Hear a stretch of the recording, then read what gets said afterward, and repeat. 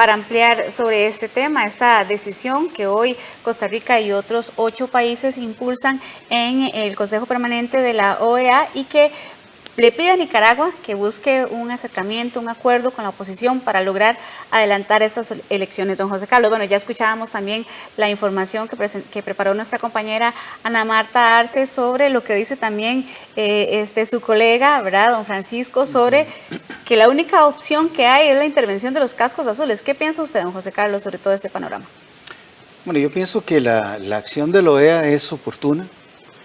Creo que hay espacio todavía para dialogar y llegar a una solución del problema a través de un adelanto de las elecciones.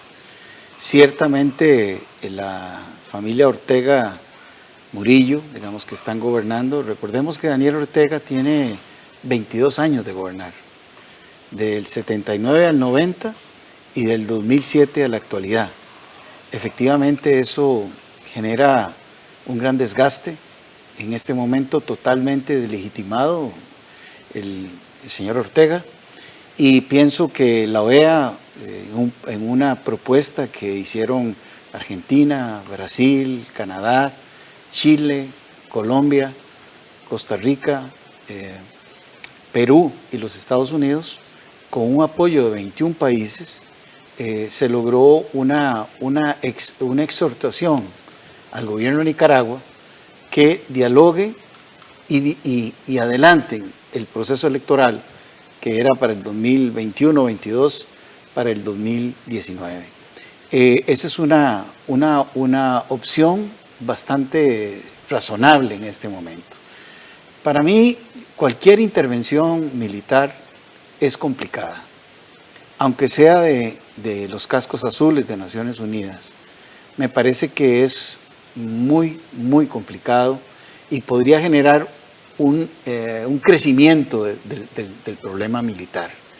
En realidad, a mí me parece que la vía del diálogo, a pesar de que cueste, que tenemos más de 86 días de protesta y de crisis en Nicaragua, se calcula que más de 210.000 empleos se han perdido y que más de 1.000 millones de dólares la economía nicaragüense ha tirado por la borda. Aún con todas estas circunstancias, aún con el dolor de 351 muertos y tal vez más a estas horas, creo que sigue prevaleciendo la posibilidad del diálogo. Es decir, hay que insistir en el diálogo. Usualmente nos desesperamos frente a una situación tan límite como la que estamos, pero cualquier injerencia militar, a mi juicio, lo que haría es escalar la violencia. Y eso me preocupa muchísimo. Yo creo que todavía hay que tener un poco de esperanza, digamos, en que la gente puede dialogar en Nicaragua.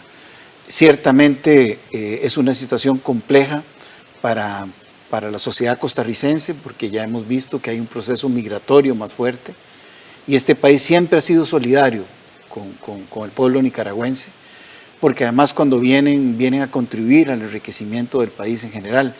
Pero el dolor humano que se ha generado en este momento no nos debe llegar a la desesperación de meter un elemento militar adicional. Yo en eso me distancio un poco de don Francisco, ¿verdad?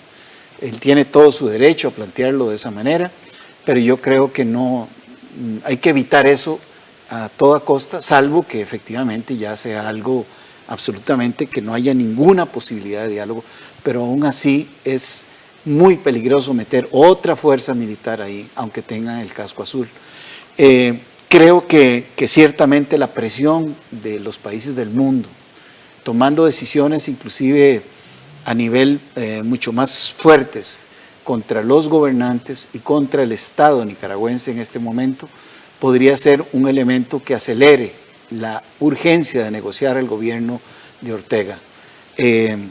Pienso que la Iglesia ha jugado un papel importante, ¿verdad? De hecho, han tratado de afectarla en términos de las personas que están ahí, pero todavía puede ser el ente articulador del diálogo. Nicaragua está en una situación muy dramática, pero no creo que la solución sea meterle más fuego a la hoguera. Don José Carlos, ¿y cómo lograr ese gran reto de negociar con Daniel Ortega y que se pueda dar las elecciones 2 años antes de lo que estaban pactadas? Eso debe ser un gran reto en este momento, en esa situación tan crítica. Sí, yo pienso que la presión internacional que se está dando, incluyendo lo de la OEA y eventualmente otros pronunciamientos que pueda tener Naciones Unidas, pueden incidir sobre la necesidad de Ortega a negociar. También no está claro cuál va a ser el papel del ejército nicaragüense. Hasta el momento, formalmente, no ha intervenido y por lo tanto es una institución que es, en términos de análisis, la última resistibilidad de un Estado. La Fuerza Armada, en este caso, podría jugar un papel definitorio a exigirle al mismo Daniel Ortega que negocie, es decir, que entre en una negociación. ¿Por qué? Porque hay un momento en el cual las mismas Fuerzas Armadas pueden estar cuestionándose por la ciudadanía.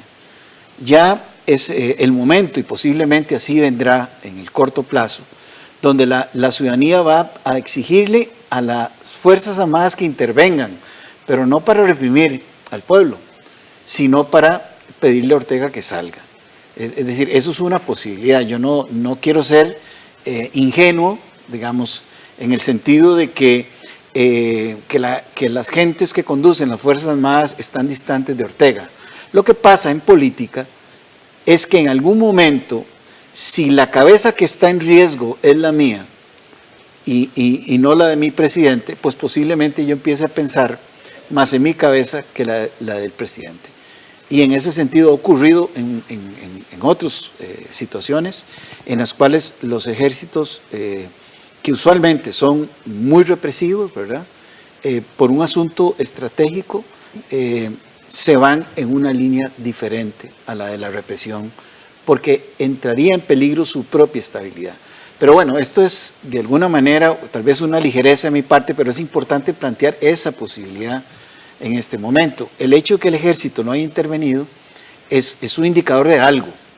Lo podemos leer como que se está siendo retenido para situaciones de mayor represión, pero también podríamos decir esa institucionalidad del Estado y del Ejército Popular Sandinista, podría ser un elemento que en algún momento pese en contra de Daniel y que obligue a Daniel y a la señora Murillo a negociar. Esa es una posibilidad, como hay muchas otras, ¿verdad? Y la presión internacional puede jugar un papel y de hecho lo está haciendo en este momento. ¿Y cómo analizar la petición que se hizo precisamente en este mismo Consejo Permanente por parte de Nicaragua para declarar de anarquistas también los grupos que se oponen al gobierno de Daniel Ortega, que precisamente solo apoyó Venezuela, no sé si... ¿Y las Vírgenes? Ajá, exactamente. Granadina.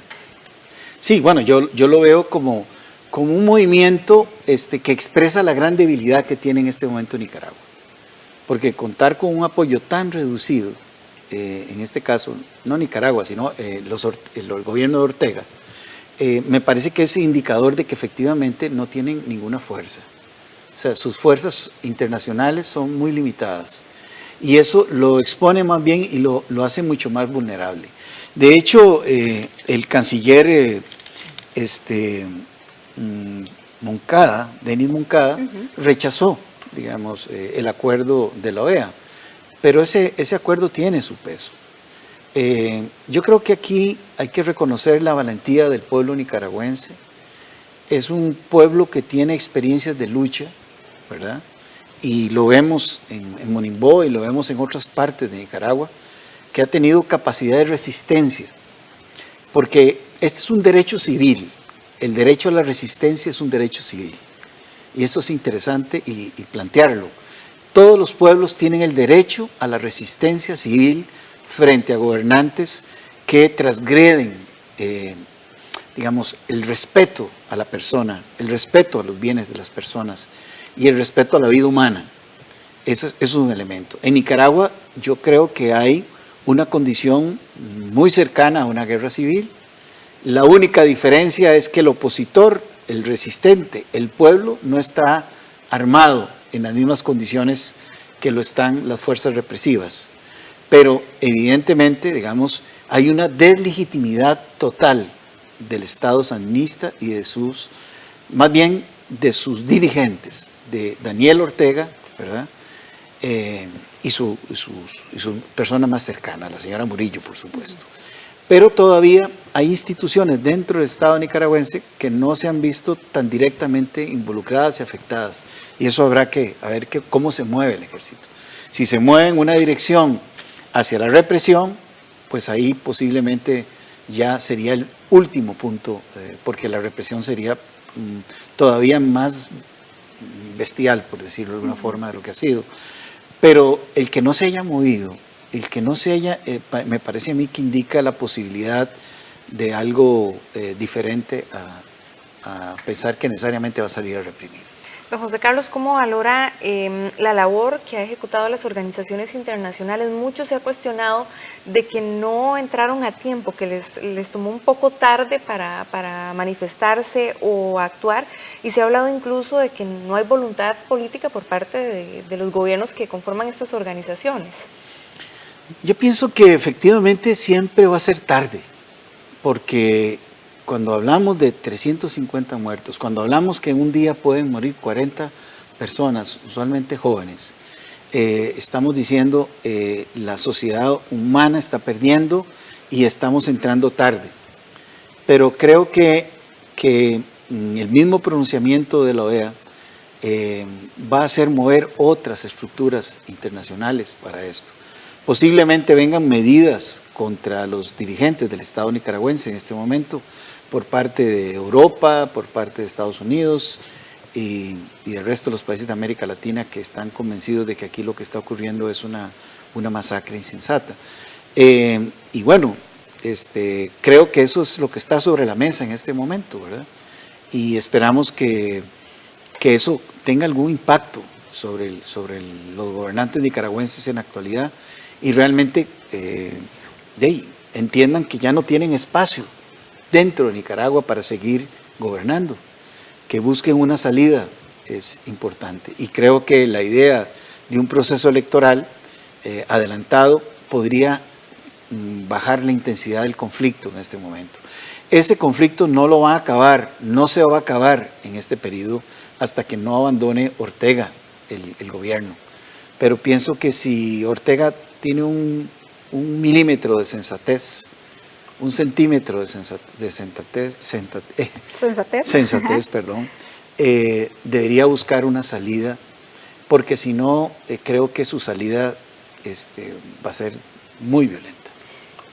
Esto que dice usted es muy interesante, don José Carlos, pero también cuando escuchamos en los medios nicaragüenses, en los medios internacionales, que ni siquiera se están reconociendo el total de las muertes, también hoy trasciende de que están imponiendo leyes, una sanción de 20 años para todas las personas que están protagonizando estas protestas. ¿Cómo entonces entender o traducir este mensaje por parte de Daniel Ortega?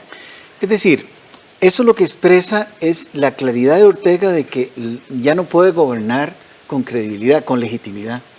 Y entonces va a gobernar por la fuerza bruta, en el sentido más estricto. O sea, va a intentar incrementar la represión para ver si de esa forma puede contener a la gente. Pareciera que ya no hay forma de contención de la gente.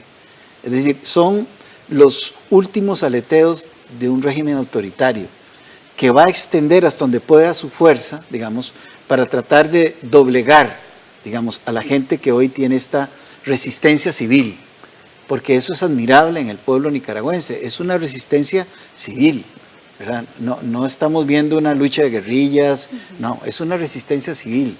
La gente sale, aún exponiendo su vida, a defender algo que llaman patria, derechos, vida, digamos, derecho a la buena vida, ¿verdad? Y eso es admirable. Y digo esto porque son los últimos aleteos de un gobernante que inexorablemente va a salir derrotado de Nicaragua.